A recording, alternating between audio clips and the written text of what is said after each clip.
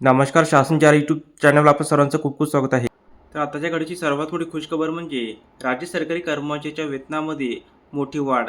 त्या संदर्भात एपिसोडच्या माध्यमातून संपूर्ण अपडेट सविस्तरपणे पाहण्याला सुरू करूया.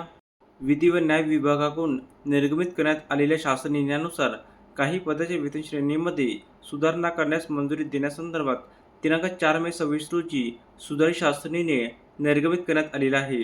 माननीय उच्च न्यायालय मुंबई व खंडपीठ इथे विधिलिपिकाची नियुक्तीची योजना 2024 या योजनेअंतर्गत ज्युडिशियल रिसर्च असिस्टंट या पदाचे नाम विधिलिपिक यांना देण्यात येणारी वृत्ती वेतनाची एकत्रित रक्कम दरमहा 65,000 वरून 80,000 रुपये वाढण्यास एक विशेष बाब म्हणून शासन मान्यता देण्यात येत आहे.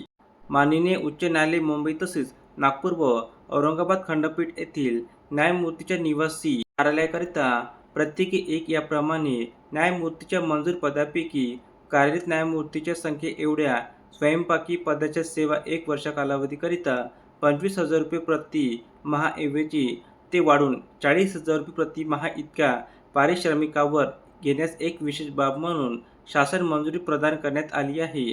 त्याचबरोबर सदरहून स्वयंपाकी पदाच्या सेवा माननीय मुख्य न्यायमूर्तीच्या निर्णयानुसार बाह्य स्रोताद्वारे अथवा आंतरस्रोताद्वारे घेण्याबाबत एक विशेष बाब म्हणून मान्यता देण्यास शासन मंजुरी देण्यात येत आहे. धन्यवाद.